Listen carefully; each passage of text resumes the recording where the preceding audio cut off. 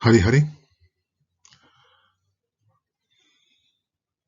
This is the story of Sri Parashurama, the sixth of the 10 avatars of Vishnu.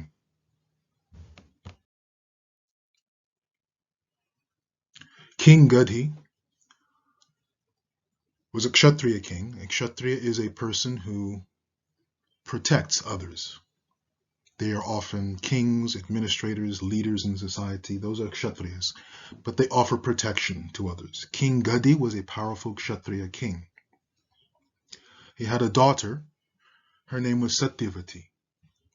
Satyavati wanted to marry a Brahmana. Even though she was from a Kshatriya family, she wanted to marry a very powerful and wonderful Brahmana. His name was Richika Muni. Richika Muni also wanted to marry Satyavati. So Richika, he went to Satyavati's father, King Gadhi, and he asked if he could marry Satyavati. King Gadhi, who was very, very attached to his daughter, he said yes, but only on one condition. King Gadhi was not very impressed with Richika Muni.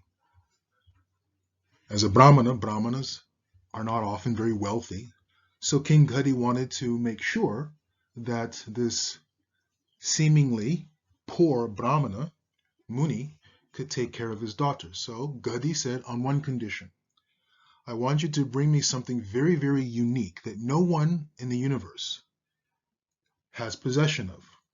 If you bring me such a gift, then I will allow you to marry my daughter Satyavati.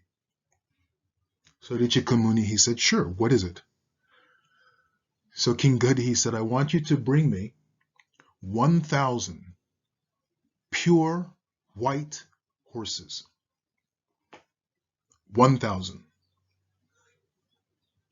Richika Muni said, sure, absolutely. I'll figure out a way to bring them. But then King Gadhi said, well, wait a minute, that's not all. Each horse should have one black ear. Just one. Richika Muni was a little confused. And then he understood that King Gadhi wanted something that really no one else has. There are horses that are pure white. To have 1,000 horses that are pure white is very rare, very unusual. But to have 1,000 horses that are purely white, but each have just one black ear, that is unheard of. So Richika Muni understood that King Gadhi was trying to test him to see if he was worthy to marry his daughter Satyavati. So Richika, he went to Varuna and he asked for help. Varuna is the god of the waters, bodies of waters like lakes, oceans, water that doesn't move. Varuna is responsible for lakes and oceans, seas, things of that nature. Flowing rivers have other gods and goddesses involved. Richika went to Varuna Dev and he says, my dear Deva, can you help me with this request from King Gadhi? And Varuna granted. He said, here, you can have these 1,000 white horses. They each have one black ear. So Richika, very proud, went to King Gadhi with these 1,000 horses, and he presented the 1,000 horses to King Gadhi. And Gadhi was very, very impressed. It was an uncommon request, a very difficult request, yet Richika was able to fulfill it. So Gadhi then understood that Richika was a very, very special Muni, very, very special, very powerful Muni. So there was a wonderful wedding between Richika Muni and Satyavati. After some time later on, Satyavati's mother, King Gadhi's wife, the queen, Satyavati's mother, she visited Satyavati and they got to talking about having children. Satyavati's mother also wanted to have another child. So she asked her daughter Satyavati to go to her husband, Richika Muni, and see if he could help them get a very, very powerful and very wonderful children. So they both went to Richika Muni, and Richika Muni certainly agreed for not only for his wife, but also for his mother-in-law. So Richika Muni performed a yagya, a fire sacrifice, after which there is always prasadam. After there's some puja, after there's yagya, there's always prasad. So there was prasad kheer, sweet rice. So there was one pot of kheer for Satyavati, Richika had for his wife, Satyavati, and there was another pot, a second pot of kheer for his mother-in-law, Satyavati's mother. So Richika gave these two pots of prasad kheer, and then he went to the river to take a bath and relax a little bit. When he was away, Satyavati and her mother began talking, and the mother, she was thinking that Satyavati, her daughter, obviously got the better kheer, because Satyavati is married to Richika. Obviously the husband is going to give the best of everything to his wife. So the mother was thinking like this, and then she said to her daughter Satyavati, says, can you please, let's switch. You take my kheer, and I'll give you, you give me your kheer, and you take my kheer. Because she was thinking she wanted the best kheer, and that her daughter may have had it. So Satyavati, she obeyed her mother. As children, we take care of and we obey our parents.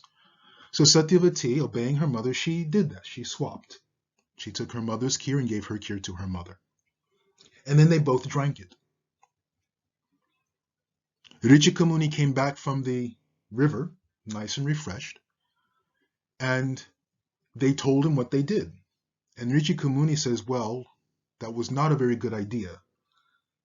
The pot I gave to you, my dear wife, Satyavati, was for you to have a child that is a Brahmana in nature, is Brahminical in nature, it's a Brahmin child. And the pot that I gave for you, my dear mother-in-law, that kheer was for you to have Kshatriya children. You're a Kshatriya queen, you're married to King Gadi, who's also a Kshatriya. So I gave that kheer for you to have Kshatriya children. But the two of you have swapped, have changed. So now, my dear Satyavati, my dear wife, we are going to have children that are very, very much Kshatriya inclined. Satyavati, she was a little worried.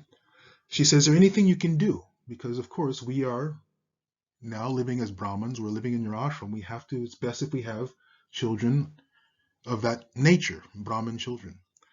So Richika Muni says, okay, I can't not stop it from happening, but I can delay, I can change, I can adjust a little bit.